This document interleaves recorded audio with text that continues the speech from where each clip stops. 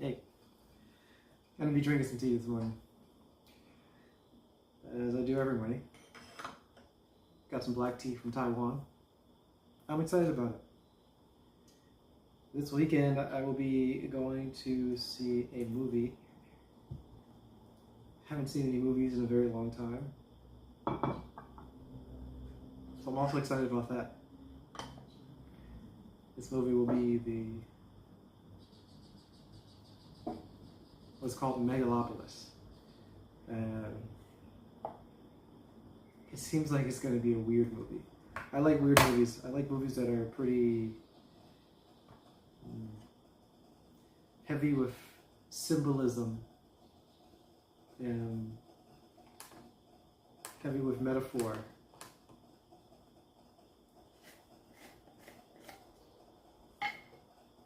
Especially like them if they're very boring. That's a whole other subject to get into.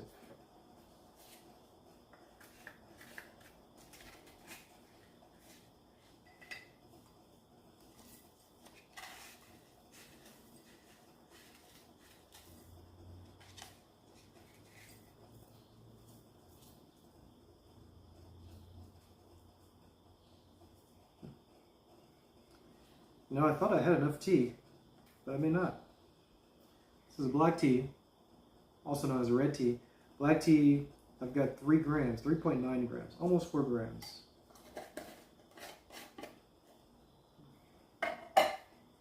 We'll see how it goes.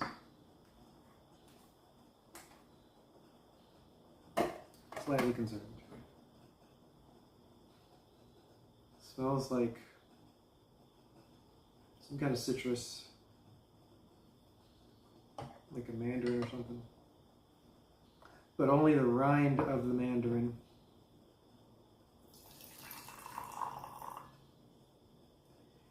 So I'm going to see this movie. I'm excited about it. And I'm realizing that I haven't done any movie analysis in a very long time. I like to analyze movies. At least I used to like to analyze movies. I haven't done it in a very long time. I also, sometime recently-ish, lost all of my movie analysis. I used to take notes, and I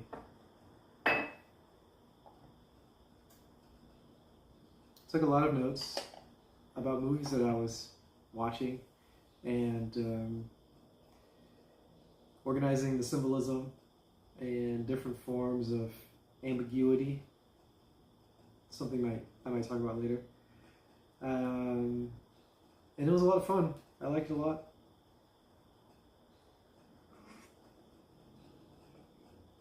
They were pretty extensive notes, but they were also very scattered. I wasn't very good at what I was doing at the time. I've become much better at taking notes recently. Anyway, I was taking notes. A lot of notes, but poor notes. And then I deleted them at some point. I had a hard drive wiped accidentally while upgrading my computer at some point. A couple hard drives. Okay, this is like prickly. There's a herb that I don't know the name of. So I'm just going to say pine. It's definitely not pine, but there's another tree or herb. Smells good. It's an aged black tea.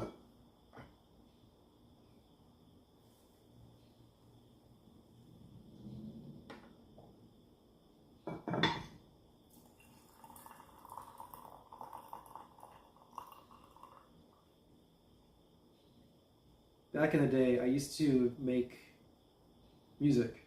I still make music. A long time ago, I used to make music, electronic music, with synthesizers. And I was making a lot of music that was pretty... It'd like to be grand, but it wasn't really good. It was like all over the place. It would just be scattered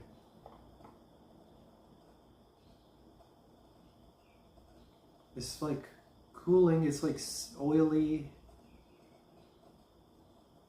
It smells oily. It smells like, okay. There's like a nut.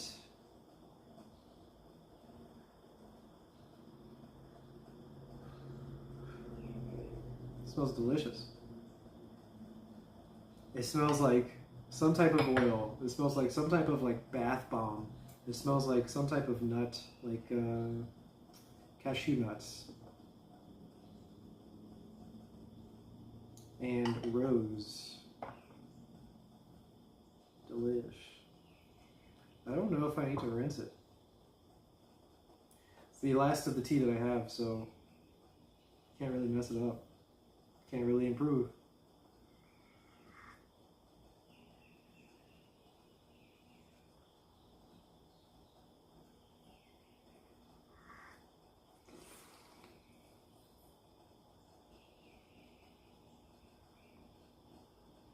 It's so fruity and like herb. There's some herb. I don't know what the herb is. Okay, but it tastes like some herb, and it also tastes like a cake. I don't know a lot about cakes. I don't eat a lot of cake. It tastes like some type of cake. Not like pound cake. Not like carrot cakes. Okay, we got some sort of cake pastry thing happening here. It's delicious. It's really light on the tongue. The flavor is intense, but the feeling is light.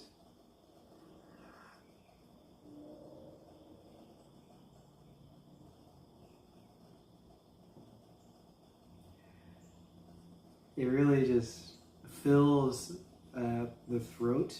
There's not much sinusy happening. There's a little bit of chest going on, but right when it touches the tip of the tongue, it like explodes into the throat. Nice. So smooth, so like soothing as I'm drinking it. I mentioned chest. There's a bit of a chesty going on. There's like warmth in the chest. It's a little spiky, prickly, spiky. Okay, so I used to make electronic music. There would be like cool section, and then transition to another cool section, and then transition to another cool section, and then transition to another cool section, and then transition to another cool section. And none of the sections were really related to each other. Maybe the ones directly adjacent were like vaguely related. They were not related. It was a song, many songs that were ongoing sentences. You might pick up that that's how I speak now. That's how I used to make music.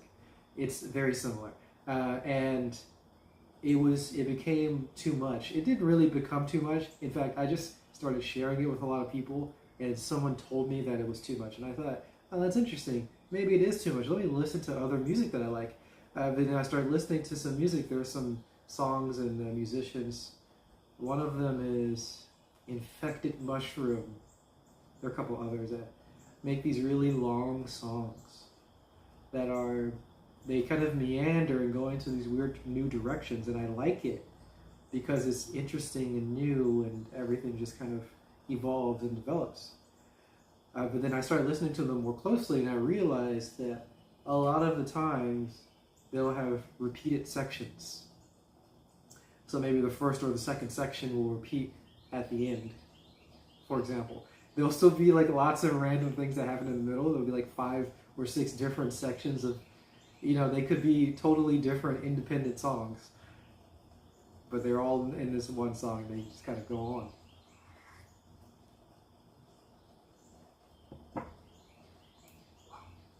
That's great. I thought that was cool. I thought it was interesting. I learned that from doing that. I learned that you could organize large songs in some way. These are very loosely organized, just having some repeated sections, but things could be organized in some way, I thought. So then I did a little research, a little bit of a Google, and looked up how to organize large-scale songs. And of course, I think of course now, I found that classical music is extremely well organized music. So I looked into how to organize classical music, and I found a book, Principles of Musical Composition or something like that, Fundamentals of Musical Composition, that's what it's called, by Schoenberg.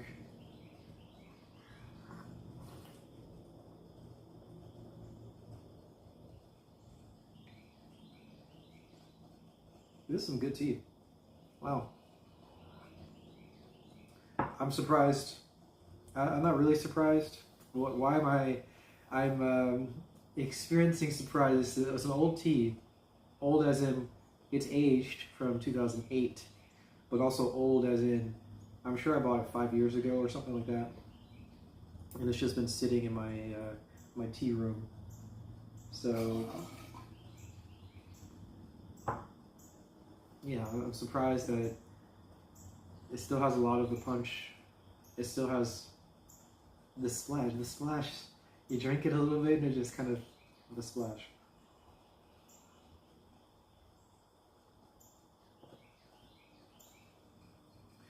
But it's from Global Tea Hut. So this is a vendor of tea that is amazing, supreme, infinitely better than every other tea place. There might be a little bit of an exaggeration, but they're very good.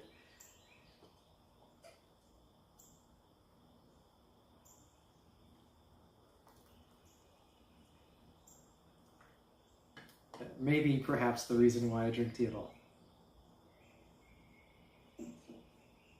Maybe. So, I found this book from Schoenberg, Fundamentals of Musical Composition. I read the book. I liked the book. It had lots of musical examples of all the things that it was describing. And I remember I went to Germany with my mom and my cousin. And on that trip, I took the book, Fundamentals of Musical Composition. I had a subscription to Spotify Premium. So with that subscription, with the book, I listened to lots and lots and lots and lots of classical music. Oh, look at this color. It's like orange. It's like a really, really orangey color. It's a fall color, huh? Oh, it kind of, okay. There was a flavor that's like leaves, like fall leaves. What kind of leaves though? There's like a feeling, or I don't know if it's actually a scent or if it's just a sensation in the nose, with like oak tree leaves or something like that. Anyway, I don't even think that makes sense because oak tree leaves don't really fall, do they? Don't they stay on the leaf, on the tree? I don't know.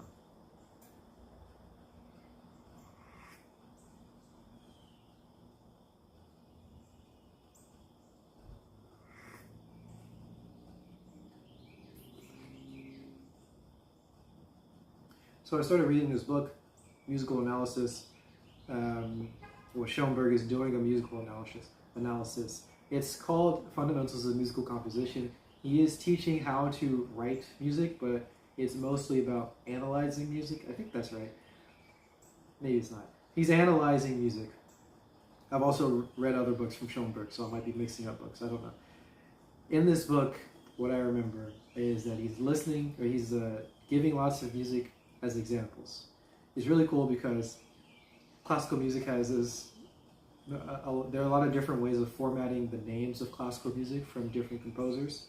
Now this is mostly from Mozart, Haydn, and Beethoven. I think there's also Brahms, and there's a couple others, but those are like the main, let's say 3 or 4 composers that are in the book. And they all have different ways of the different naming conventions for all of their works. And each of the works have different sections, and all these things are all named in interesting and cool ways. And all of the music is also written in sheet music in the book. It's like a reduction sheet music. I don't know if people know what that means. So sheet music, usually you'd write down every single instrument and every single note of every single instrument, like for an orchestra, for like a small group. It's all written out. So with the reduction, it's usually just writing the melody in whatever important parts for describing the structure of the music. In any case, I learned about the structure of music. The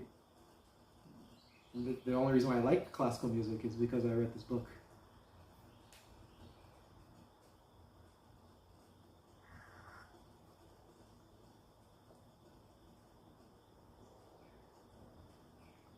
So I think the cake feeling is like, there's like egg batter or something like that, or pastry. It's like eggy. Something just fell behind me, I don't know what it was. So, reading this book, love the book, began to organize my music in ways that were much more like classical music. Fantastic. I started making great music. Not that the music before that wasn't great. The music before that was great. It was also awful, but it was great and awful. Then the music became great and okay.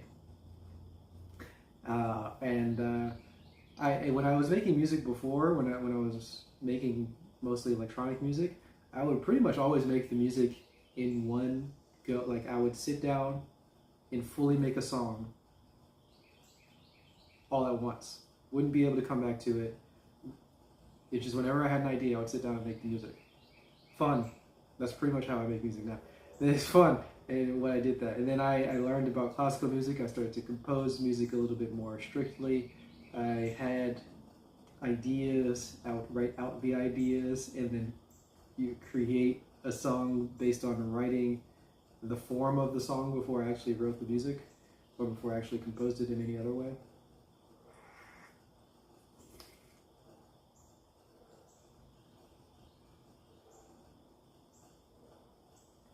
Again, it's like oily, it's like silky.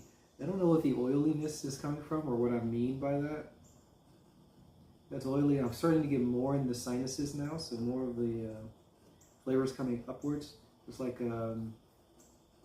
flowery, floral in the nose.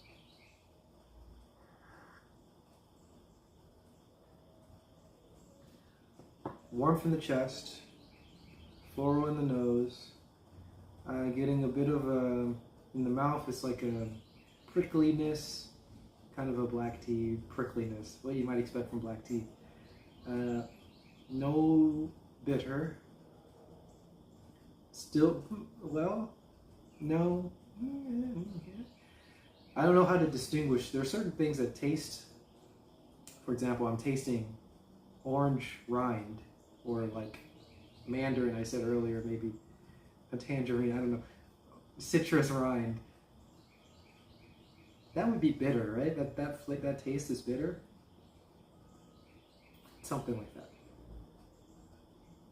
It tastes nice. The warmth in the chest is actually pretty intense. Kind of cool.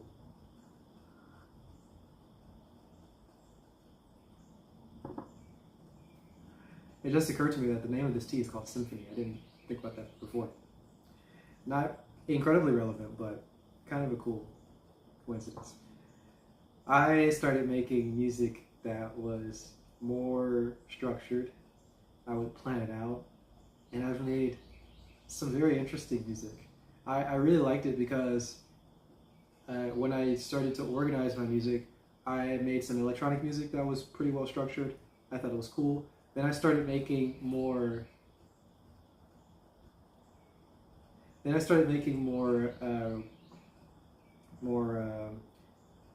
Music of different styles. There's a style of music I like called concrete music, musique concrète. If you look it up, you'll have to look it up in the French terminology. Acousmatic music is another term for it. Acousmatic. I think it's an old Latin or Greek term. Anyway, concrete music, and it's this music that uses samples, like real world samples, like field recording samples, and organizes it to be somewhat musical.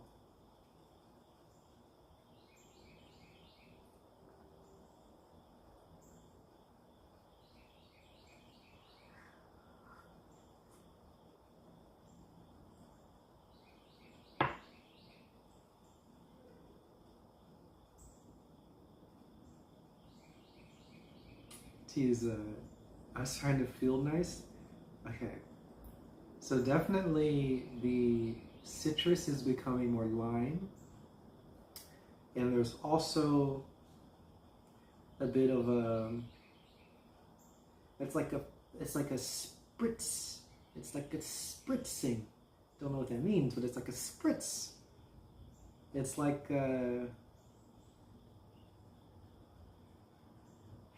carbonation, perhaps. You were to drink a carbonated drink. Perhaps it's like that's about it. Perhaps it's like that. And there's also the cakiness is becoming more like I said earlier. It wasn't like pound cake. It didn't taste like pound cake before, but now it's becoming more like pound cake. My mom used to make pound cakes with. No, my grandma. My mom made regular pound cakes. My grandma would make pound cakes that were like that had Sprite in it. I think. Is that right? I think that's true. I think my grandma would make pound cakes with Sprite in it. I feel like I remember that, but also as I'm saying it, it doesn't sound right. It just sounds weird. How can you make a pound cake with Sprite? What part of the? I guess you just put it in the batter instead of buttermilk. You put Sprite. That doesn't make any sense. Anyway, my grandma would make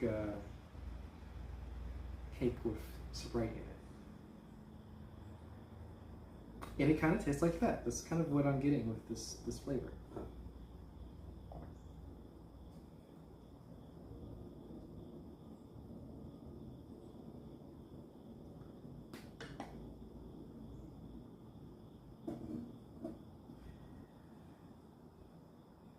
So,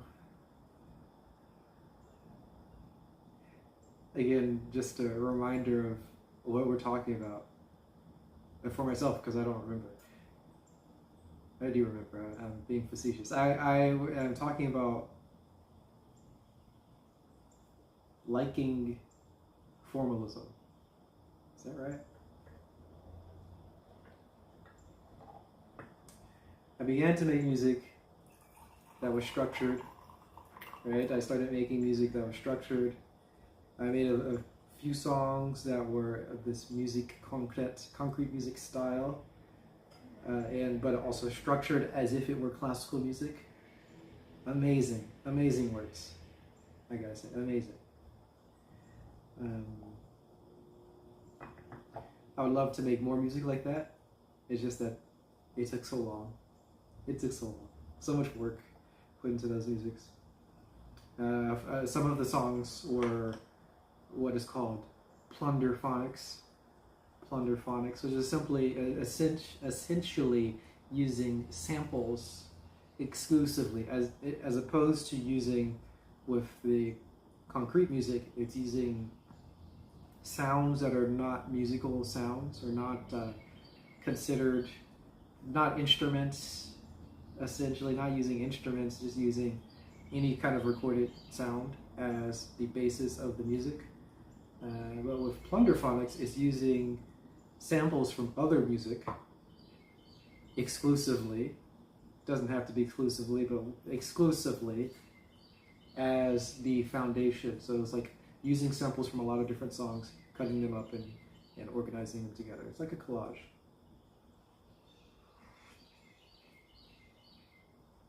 I made a lot of those songs into the classical structure. Fantastic, I loved it. Amazing. These days I don't do that anymore just because of how long it takes. And there's also another aspect of it, two aspects of it. No, one aspect of it. There's another aspect of it. The first one is how long it takes. So I don't do that because of that. I still record a lot of stuff, not a lot of stuff, but I still record some things. As in, I just record sounds. So I could make some sounds like that. The other thing is that I don't like to listen to as much music as I used to listen to when I was in high school and in college. I listened to a lot of music. So I had a lot of music to pull from for this Plunderphonics, and that was cool and interesting.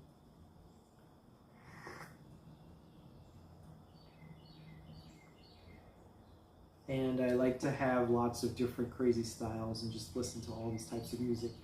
These days I prefer to have my mind be a little bit more calm, so I don't listen to as much music. And since I don't listen to as much music, I don't make as much music in that style. I don't make any music in that style, Plunderphonics. Because there's not a lot of, I guess I could make some music based on the stuff I used to listen to as a kid, but now, these days, I just don't listen to that much music.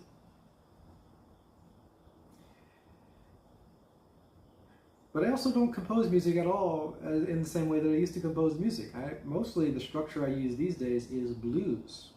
Much more simple structure. And I usually play my piano, and I don't compose for a long time. I sit down, make it in one go.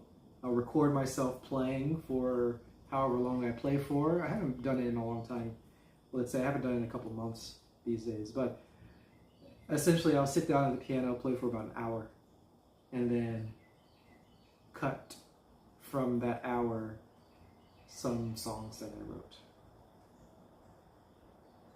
So back to how I used to write, sitting down in one setting. And these songs now are like between 30 seconds and 3 minutes. When I was making electronic music, it'd be between 2 and 5 minutes or so.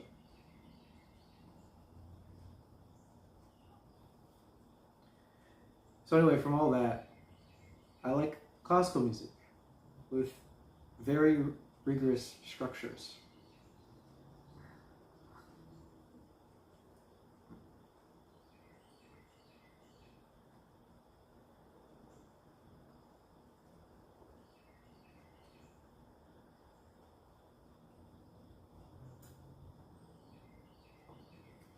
And somehow in this journey of learning about classical music and analysis of classical music, I started messing around on YouTube and learning about classical structure and music and structures and music in YouTube. But then the YouTube algorithm kind of mixed things up, and it started giving me video analysis, movie analysis. And at the time, I already liked really old movies. I was kind of a fan of old movies. Why did I like old movies? I don't know why I've always liked old movies. They've always been weird and fun and interesting. I've always liked old movies. I don't know why. Started looking up things on YouTube about music, started finding things about movies and about the structure of movies and analyzing movies, and that's why I like analyzing movies. And I started watching movie analysis. Rob Ager is one that I remember from the early days of me learning about it. I really liked his work. I still like it. He still makes stuff. It's great.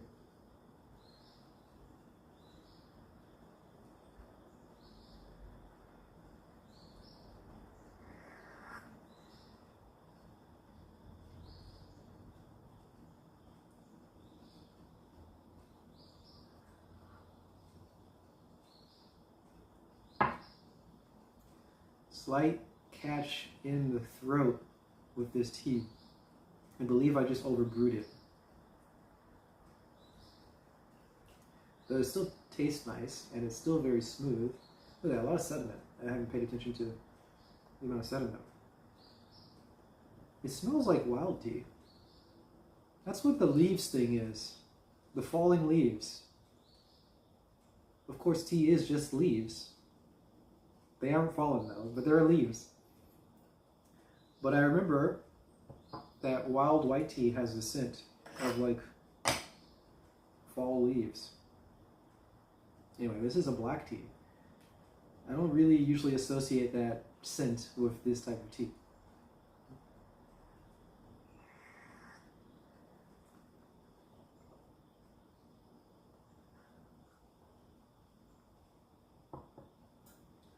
So I like movie analysis for a long time.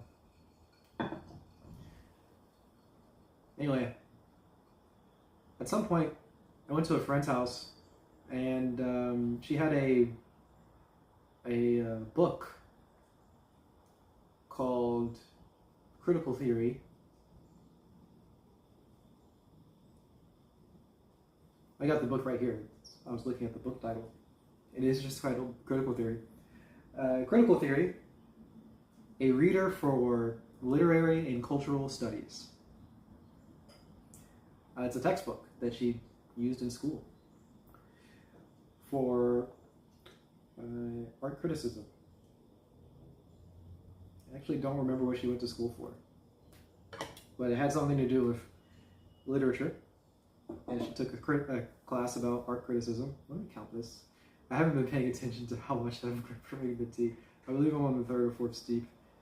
I'm sure the first steep was flash steep. I think the second steep was like 5 seconds or 10 seconds. I don't remember the third. So here I'm going for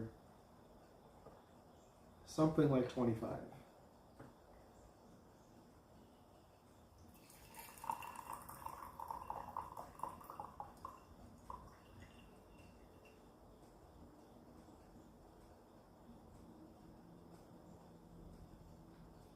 So I saw this book in my friend's place, Critical Theory. I was mostly interested in it because of the political. My initial thought was some sort of political thing, like critical race theory, for example. And it is about that, but it's not only about that. I learned a little bit about critical theory at the time. It's about literary criticism. In fact, critical theory is about literary criticism. But this was, I'm sure it was like 2018 or something like that, back in the day when critical race theory was kind of a talking point for conservatives. And, you know, how critical race theory is infecting all of the kids and so on. And I thought that was very interesting because I like to watch that type of media.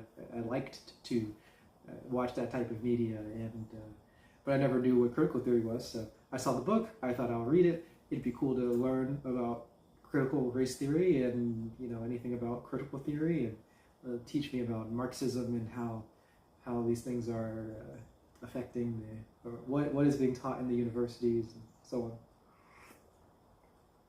on. But then I read it. So first of all, I flip open the book, and I think the first thing I saw was Nietzsche.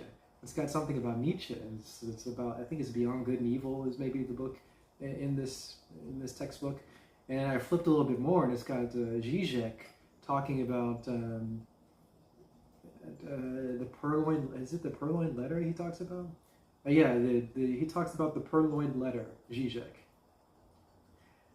which is a response to a Lacanian book, also about the Purloined Letter. And the Purloined Letter is it's a novel. It's a short story by Edgar Allan Poe. Is that right? It's a short story by Edgar Allan Poe. Is that right? I think it's a short story by Edgar Allan Poe. Anyway, I was reading this. I was flipping through it, and I saw these names. I know Zizek. I know Nietzsche. I didn't know Lacan, but you know, I knew Edgar Allan Poe. I was looking at it. I was kind of was a little bit taken off guard because I was expecting not that. I was expecting something else. And then I flipped through a little bit more, and I saw queer studies, and I was like, okay, I know this. Judith Butler, I'm familiar with that. And I saw the critical race theory. I saw the race theory things. And okay, this is what I'm looking for. And I was just confused because I saw some things that I was looking for, and then I saw some other things that were more like. And anyway, I flipped to the front of the book, and I started reading from the beginning. And it starts talking about literary criticism. And then at that point, I was fully interested, and they asked if I could take the book. And as you can see, I still have the book. It's right here. Still got the book. Robert Dale Parker from the Oxford University Press. And when I first read the beginning of the book, there was something from Cleanth. Let me read this name. This guy's name is Cleanth Brooks, I believe. Clint Brooks, New Criticism.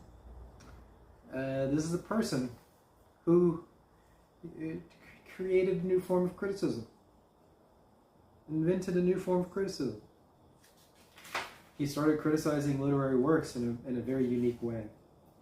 And when I read that, I was fascinated. And there's a reason why I still have this book. I read it pretty often. So it's about criticizing, which is analyzing or appreciating. You can use whatever word you want here. Doing a close reading of artistic works. Looking at a piece of art.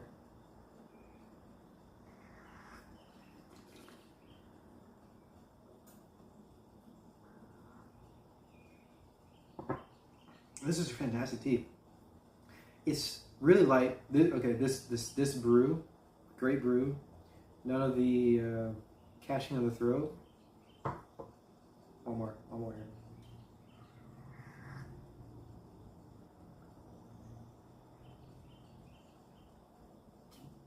Amazing. 20 seconds of that steep. Don't know what the steep before was, so that was kind of the problem. I probably overbrewed it. 20 second steep, nice and smooth. Nice no catch on the swallow. Still has there's a feeling on the tongue that's still really nice.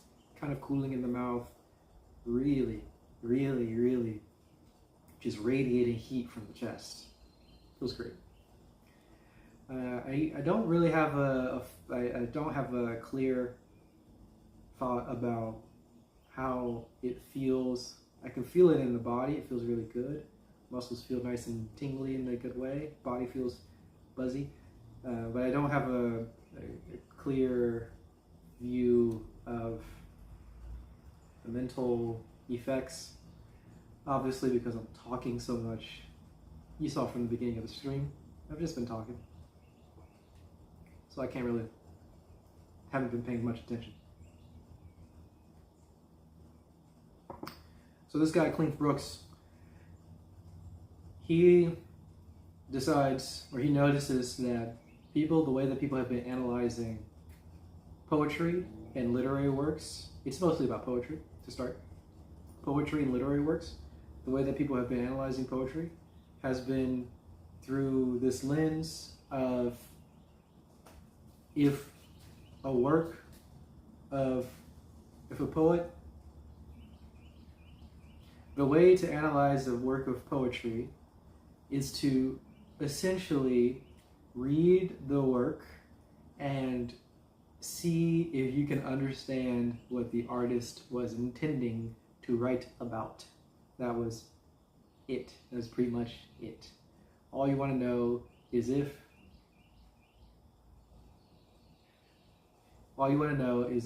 what the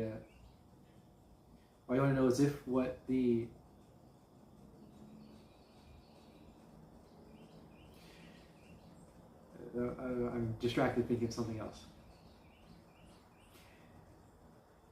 To analyze a work of art is to determine what the artist was intending to talk about. Clint Brooks observed this as a kind of unspoken fact of how people would analyze works of art. And this was not only poetry, but it was mostly about poetry, expanded into other works. So he thought, let's not do that. Stop caring about what the artist intended. Let's just look at what the work of art is itself. Let's look at the text itself. What's included in the work of art. It's not exclusively what is included in the work of art. It's not only limited to the text exactly, but the main focus is the text. And then further, a lot of people would pay most attention to how they felt about the work, if they liked it, if they felt emotional while reading it, and so on and so forth. He thought, let's also not do that. Let's all the things that we used to do, let's just not do those things. Artist intent doesn't matter. The emotion of the reader at the time of reading doesn't matter. let's look at the work of art itself. Let's look at the structure of the artwork and analyze the art based on the structure of the art.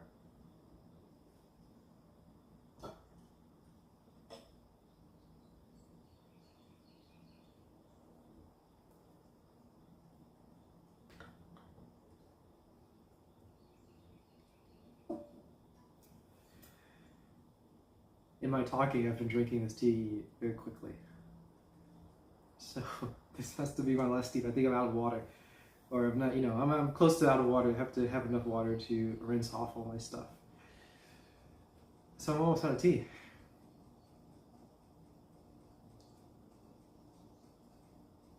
Unfortunately. The tea has the quality of me wanting to drink more of it. There's something about black tea that has that quality very often. There's a lightness to it. There's a something about it that just makes it easy to drink and makes me want to drink more.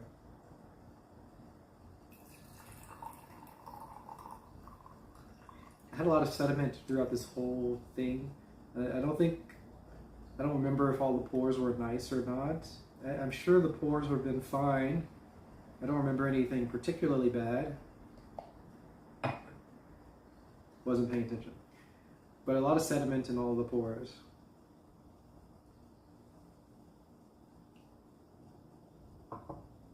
Alright, let's read some portion of the foundation of formalism and the New Criticism, as it's called, New Criticism by Cleanth Brooks. I was going to read what are called articles of faith. These are the axioms of New Criticism. If you're doing these things, then you're doing New Criticism. If you're not doing these things, then you're not doing New Criticism. I think that's pretty much the way to hold it. Here are some articles of faith that I can subscribe to from Cleanth Brooks. Literary criticism is a description and evaluation of its object. Beautiful, I like that. The primary concern of criticism is the problem of unity, the kind of whole which the literary work forms or fails to form, and the relation of the various parts to each other building upon this whole. So the whole structure of the totality of a work and the relation of various parts to create the full work. Love it already. The formal relations of the literary work may include, but certainly exceed, those of logic, including logic, but expanding past logic. So this is, we're already like, we're into something that seems like a modernist type of thing, in that it's extremely formal, the structure of it, the structuralist of it, the structural nature of it, being pretty modernist in that kind of way, but then we're saying that we're going beyond logic, seemingly outside of the modernist framework. Kind of cool. Form is meaning. Form is meaning. What's the thing from the guy? The medium is the message. That's from, I don't remember his name. Marshall McLuhan, I believe. Marshall McLuhan. The medium is the message. Yeah, form is meaning. Having something in a particular structure is a meaning in itself. How cool is that? Then a successful work, form and content cannot be separated. Beautiful. Literature is ultimately metaphorical and symbolic.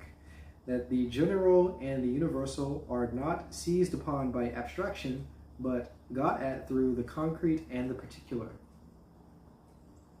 The universal are not seized upon by abstraction, but through the concrete and the particular. You know, that's not one that I've picked up on. I don't think, at least. Maybe I have, I don't know.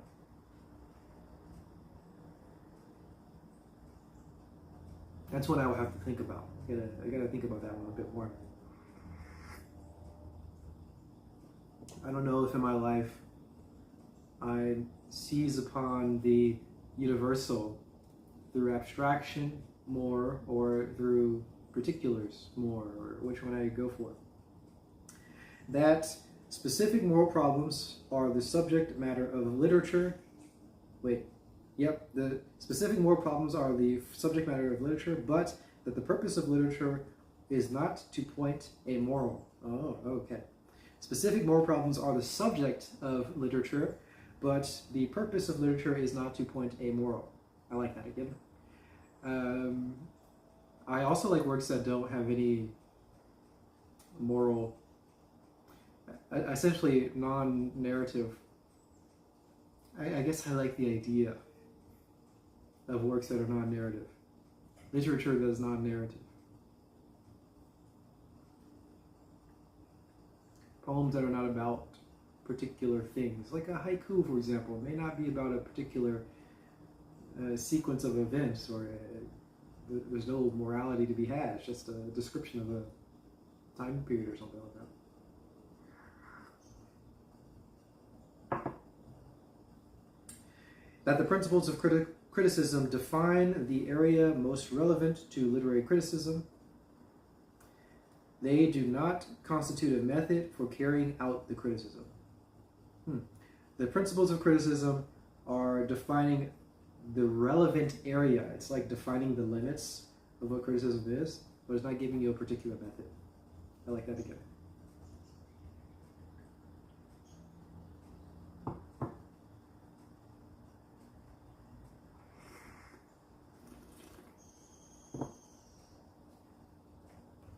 In any case, I want to read more about literary criticism.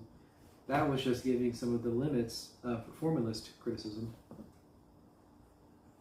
So that if I'm thinking in those ways, then I'll be doing formalist critiques of this work. I'm going to go see a movie this weekend. I want to see a movie and I want to analyze it. It doesn't have to be an analysis of the formalist style. I just like that type of style and all of the branches and things that come from it. I think what I will want to analyze is the types of ambiguity that I can point out, things that are kind of like the structure of ambiguity. Where are we getting things that are more concrete, or where are we getting things that are more straightforward, and how are they going to be, where are we going to get things that are ambiguous, and then the types of ambiguity that are used in the film, and laying those out and organizing those. That's what I would like to do. If that sounds complicated, well, it's not really complicated, but it will be difficult to do in a live viewing. I'm going to go see this movie at a movie theater. I'm not going to be able to pause it and rewind it and write these things down. So I wouldn't really be able to do it fully, but I would like to do it.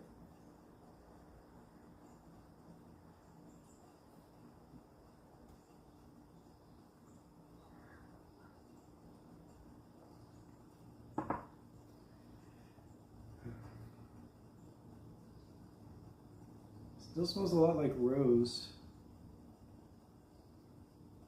There's a burning within me. There's a burning fire in the chest. Pleasant fire, intense fire.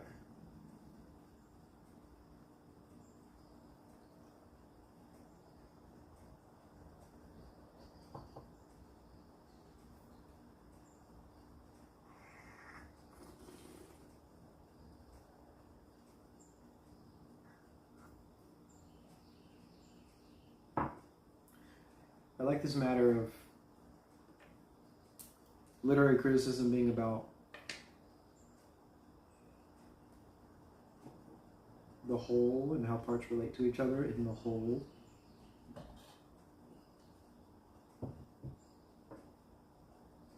And exceeding the bounds of logic.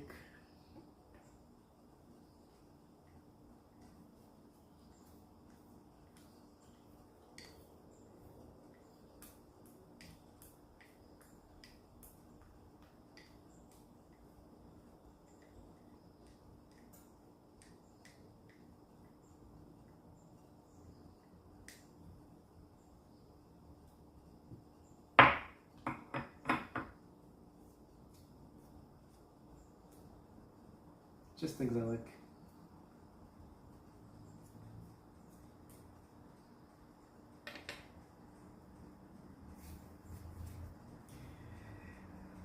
I wish I could share some music at this point, because I would love to just share some of the music I used to make and see how similar it is to how I talk.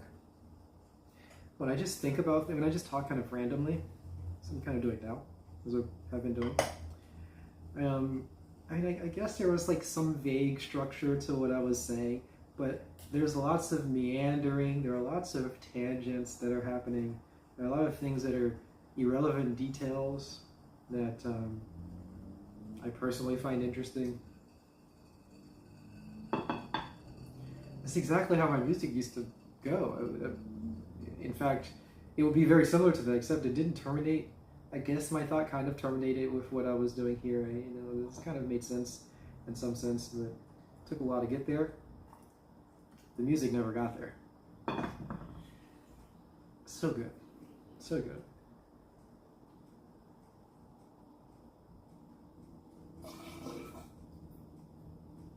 It'd be cool to hear how I used to make music, how I made music when I was more paying attention to the structure of the music, and then how I make music now, which is, I guess I do. I mean, I pay attention to structure quite a lot still now, but it's much smaller form, and it's still very much all improvised or impromptu.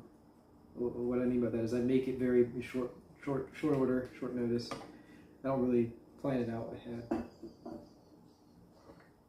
I'm usually making music in blues form and then augmenting it in some way. Like I have the typical regular blues structure, and then I kind of massage it a little bit. That's kind of how I make music now.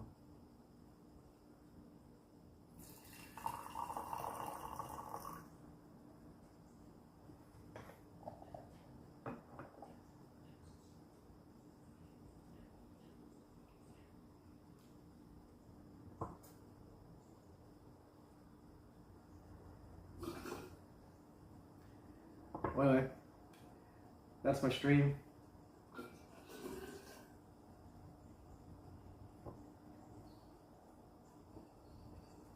The main reason I'm doing these streams is because I like to drink tea. There are a couple of reasons. I like to drink tea. I do it every day anyway. I may want to do it sometimes on video. I want to record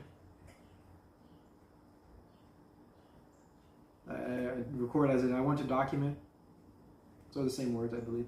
I want to document the tasting process, not the process, but the tasting notes of certain teas. For two reasons. I want to know what the tea tasted like. Simple reason. Just kind of having the memory of what the tea was like. And I also want to improve two things. It's two reasons. The second reason is broken into two parts. I want to improve making the tea. I want to improve in terms of brewing the tea, paying more attention to how I'm brewing. So for example, as you saw here, I'm usually doing it, I think I have done it in most streams. I'm talking about what I'm doing well and what I'm not doing well. If I'm making mistakes in terms of pouring, if I'm pouring a tea and I spill it, for example, or if I'm pouring a tea and it's not flowing really well, that's an indication that I didn't put the lid in a proper place to allow for the tea to pour well. I'm noting if I have lots of sediment, which sometimes is unavoidable, but sometimes it's just my own fault for not putting the lid in the right proper place. I'm noting if I have I'm noting if I have too much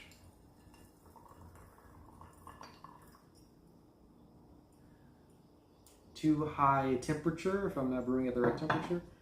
I'm noting if I'm brewing for too long, over steeping the tea, these types of things I'm noting. I'm not usually noting that anyway, I'm noting these things so that I do it better in the future. And I've been noting these things for myself for a long time, and I've been improving the tea, which has been nice. So, the second reason broken into two parts. First part of the second reason why I'm making these streams is, this is not why I'm making the stream, this is the second reason for why I'm recording the tea. I'm not following the structure of my own reasoning here. It's because I want to note and improve brewing the tea. I want to improve on brewing the tea, so I have to see what I'm doing and what I'm doing wrong and what I'm doing well to track that and actually improve. And I also want to improve how I'm tasting the tea. Slightly different in that it's more about, for example, tasting notes is kind of the most obvious thing. If I'm want to have a wide range of tasting notes. Now, making a stream doesn't really help with that, so that's not really the important part. I also want to improve in terms of, for example, I'm noting the location of certain tea flavors, if it's in the chest, if it's in the sinuses, or if it's in the nostril, if it's in the mouth. If I'm noting if it's a temperature-related thing, if it's a feeling-related thing, if it's a flavor thing, noting all these things. I want to become more sensitive to that, so I'm paying attention to that, and that's what I'm talking about on the stream. And then I want to become more sensitive, because I want to become more sensitive to that. By tracking it, I can see how sensitive I am today versus how sensitive I am about it tomorrow versus how sensitive I was to it yesterday. I used to write a lot of notes. I say used to, but it's kind of on and off, maybe. I'll write notes for a couple months, then I'll stop for a couple weeks, and I'll write more notes for a couple months, and Anyway, I've started wanting the ideas that I want to write these notes onto. I started making the notes more organized, and I want to use GPT to help with the notes. It'd be nice to just be able to speak at the notes. If I just speak the notes, then I can use some sort of language model, AI, ChatGPT, to take the transcript of what I'm speaking, or just take what I'm speaking and then put those into the format that I've made a document for, the format of T notes. It'd be great if I could use that. It makes it a lot easier because I don't have to write down the notes. I can spend more time sitting in quiet meditation, or I can spend more time talking about movies and about blues music and the structure of whatever it was I was talking about today. So that's one reason why I'm streaming this.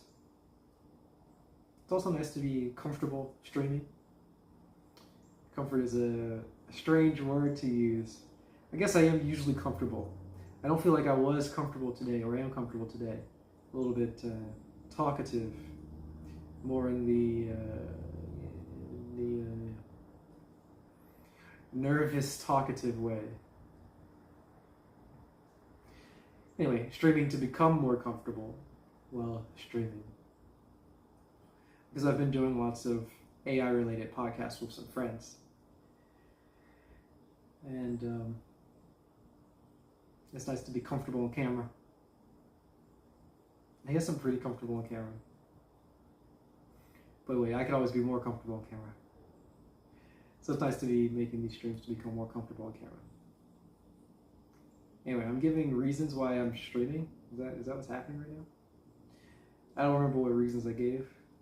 I think I have a list somewhere. Comfortable, oh yeah. Comfortable keeping notes for the tea myself. I'd like for other people to be interested in the thing that I'm interested in. I drink tea. I drink tea every day. It's my favorite thing to do. I even like it. So I usually do it quietly. You've seen me drink tea before. Maybe, I don't know if you've seen my streams. I've had streams before that have been largely quiet. Usually, of course, if I'm drinking tea by myself, it's totally quiet. I'm not speaking. and I'm sitting in meditation for most of it. I'm drinking the tea. Meditation is kind of a loose word here, but I'm drinking the tea, then I'm quiet, I'm closing my eyes, I'm sitting still. I like to do that. I like to do it. And I'd like to share it with my friends. And I do share it with some of my friends occasionally, some of the time. But anyway, if I can stream, if I do stream, it's sharing the thing that I like with more of my friends. Anyway, so one of the reasons to share, I don't remember this is the fourth or the third reason. I didn't keep my hand up, so I'm not keeping track really well. I'd like to share with people the thing that I like to do most, just drinking tea. Which also adds and helps with the other communication, because I can communicate via via words. I can communicate about AIs and other things I'm interested in, and like I said, I've been doing podcasts with some other friends, other channels, not here. So that's nice, and it'd be good to improve and enhance the communication I have, and I feel like those are not appropriate words to use there anyway. You get better at communicating things that I like to do and like to think about, and generally have better structure with the words that I'm speaking. You see, like currently, the structure of the language that I'm using is bad. It's even getting worse now that I'm thinking about it, because that last sentence was, I'm sure you understood what I mean, so it's good enough in that sense, which is great. So I'm speaking in a way that's probably understandable. But boy, is it bad. But understandable, all you need is understandable. Maybe, I don't know. So anyway, to improve the structure of my speech, be less scattered. I like scattered though. I like scattered. To be less scattered, so I can communicate with my friends and tell them about the things I like. Tea for first and foremost. Art analysis, oh yeah. Music, blues. Imagine if I could talk about the blues and the structure of music that I create. I could just create it. I've got a lot of music. I think I have like 900 songs. There was a point in time where I knew how many songs I had recorded. But I've still been making more music, but it's kind of slowed down, so I'm not really sure where I'm at anymore. Somewhere around 900 recorded things. If we start including AI songs, we're over 1,000. I mean 900 piano songs. I guess even if I include electronic music that I used to make. Anyway, a lot of pieces of music. If I could explain in words how I am organizing or how I'm thinking about writing those songs, analyzing my own music, how cool would that be? It'd be so cool. It'd be cool like Schoenberg was cool. Schoenberg, I like Schoenberg. I explained earlier, reading Schoenberg's music, and it completely changed how I wrote music. Still to this day. It completely changed how I listen to music, which is the most important thing, I think.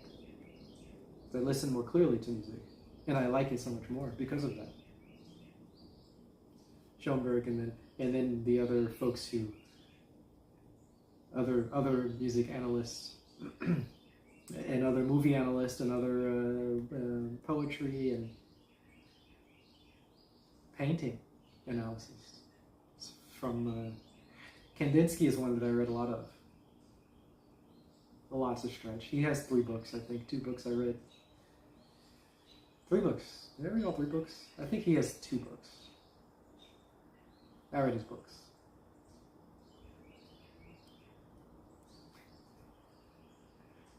I like them. It changed how I interact with art.